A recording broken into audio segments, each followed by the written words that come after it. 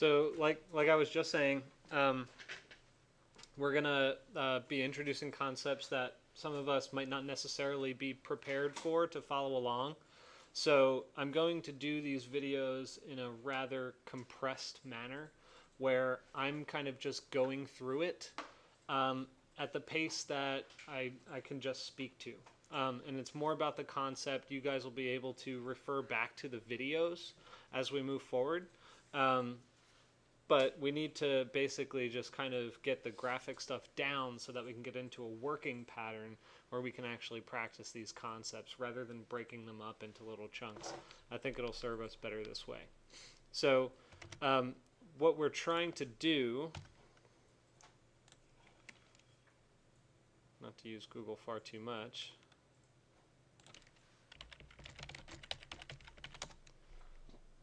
is draw a building section. And so a building section has a couple of different components. It's essentially just like a floor plan where you cut the thing off horizontally. It's the vertical cut, right? So we went over this before with a simple box. When we did that, we did it in a simpler way, I think, than what you would have to do with a more complex model. Well, actually, remind me, how much of that did we go through? Clipping plane?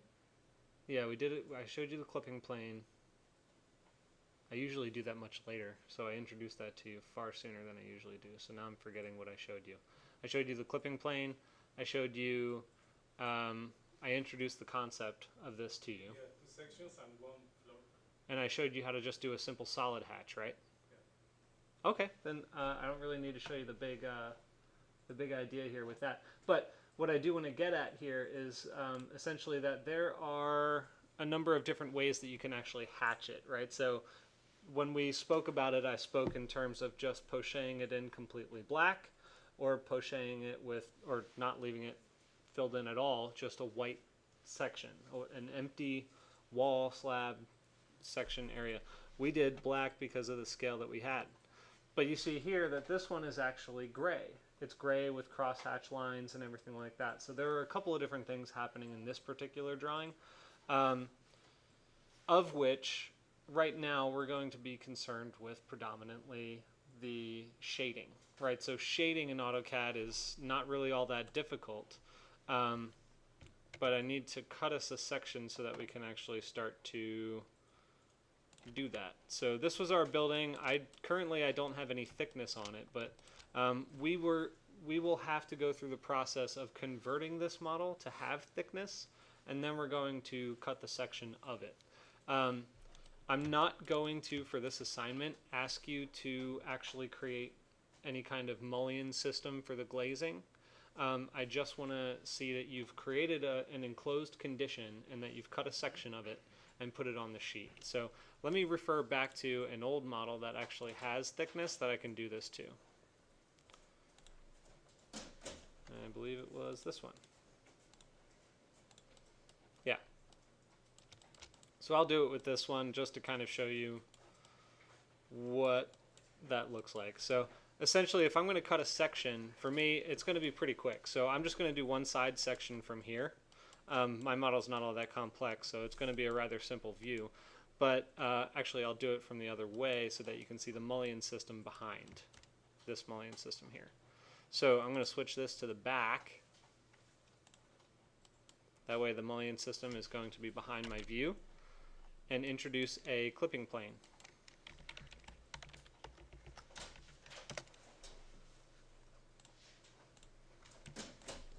Okay, so with that clipping plane, I can pull it back far enough that it cuts and shows me that mullion system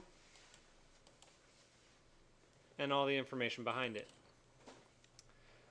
One of the things that I am going to do here with this model is to get rid of the curves, the extra curves, because if I cut a section of this right now, I'm going to see that, and I don't want to see that. So you could either just delete that one, or any instance of line that shows up that's undesirable, like this and that. Or you could actually just do what's called, and let me just go back real quick, SELCRV, and that will select all of your curves, and you can delete those. So some of this should be recap. I'm not sure if I introduced that to you last time, but it's there. But if you're going to do that, I suggest saving a copy of your file. Okay.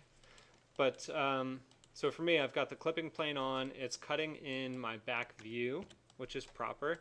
It's the proper view for it. And remember, you have to drag right to left in order to select all objects that it's crossing. And with this, you do a make 2D. And I'm not going to do hidden lines, because if you look at this, you know, you can't see anything. This is kind of like a cut through. It looks like that's an elevator shaft in the center. You can't see the elevator behind, right? It's what's called a, oh, I forget the technical term now, but it's not a wireframe view. You can't see anything behind. So I did my make 2D, pull it off. Now the other thing that I do is called a section. And notice how I'm sort of selecting it in the top view. And then I go and I use my clipping plane as the line that I'm going to cut along. Oh, there to there. Oh, it doesn't want to let me do it. You entered clipping plane on top of section. What's that?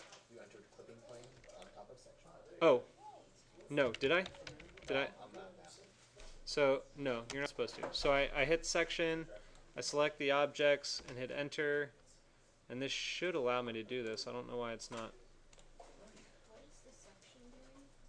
Well, like I don't get Hold on. So the question was, sorry, what was your question? I thought the clipping plane, you can get a section from that, so I don't understand what the command section is. You can. So the clipping plane will get you all of the information, including the cut line, in this exact view. However, when it flattens it, if you look at it in the top view, it flattens it all together. There's no differentiation between what is background and what is foreground and what's being cut. So for me, what I do is I do the background information, which will include the cut, and then I do another layer of the cut itself, only the cut, and then I put it on top of the section. So for some reason, I don't know why this isn't working, but maybe if I just draw a line, I can try using that.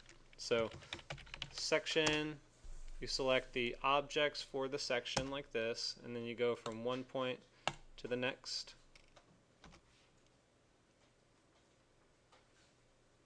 That doesn't make sense. What is wrong here? Extend section. Oh, whoa. Okay, I see. So you got it. I didn't extend the section, but basically if you have extend section equals no, you got to start here and then hold shift and go all the way through the object itself. Sorry. So that'll make the cut. And you can see it here in 3D. And notice kind of where it is, right? So the only part that's going to tell us what's foreground and background right here is the curtain wall.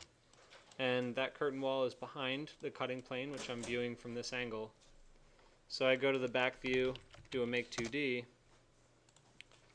say OK, and now I've got the cut itself on the side. Oh, that's a good thing to show. So another thing that you guys might encounter, and this mistake happens every so often, is that even though in 3D I saw all those curves, it didn't make 2D with them. So the thing that you need to be aware of is that, let me select it again here in the top view. Even though they're all there, they happen to be coincident with the cutting plane, the clipping plane. So what happened is in the top view over here, because they're coincident, just like when you have two surfaces of different colors, they kind of blend together You can't pick which one to show. Or if you do a make 2D with two lines that are exactly on top of one another, it just picks one and it deletes the others. In this case, because the clipping plane is coincident with all of those curves that you just cut, it just picks some of them to show. So when you're doing something like this, you actually have to, and it's really tough to do this, you might want to actually introduce a line to remember exactly where that thing is, but you have to actually pull it back a little from where you cut. So when I select this, then you go into the back view, make 2D, hit OK, and then it'll show up with all the proper lines.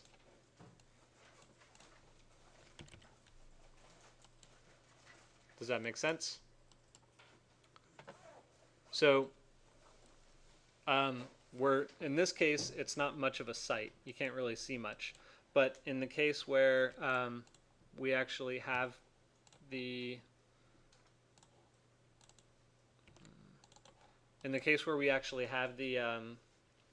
curb and parking area and landscape and stuff, you're going to see a couple of things where, it'll jump down and then it'll come out where the landscape is, and then it'll jump down to meet the bottom, and then you'll have kind of a datum line going like that, and you'll see a lot more information. But this one is just my example. So what's going to happen now in AutoCAD, pull that aside, is all you have to do is export these two.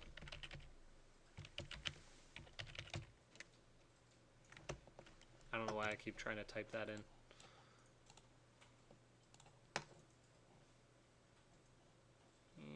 Yeah, that'll work. So do you want us to do the terminal or this folded? The terminal. I'm just showing you this because I haven't created thickness in the terminal yet. Gotcha. I'll get back into that now that you're all here, but So yeah, you want us to create thickness. yeah, make sure that when you export this, it's a DWG. I'll call this, again, test 1. And then I'm going to bring it into the AutoCAD environment, and then we'll continue on talking about the graphics and stuff. But mostly I think I'm going to focus on the roof plan. You'll just need to apply that to the actual building section. And it's essentially just showing a gray hatch versus a black hatch. But we'll talk about that in a little bit.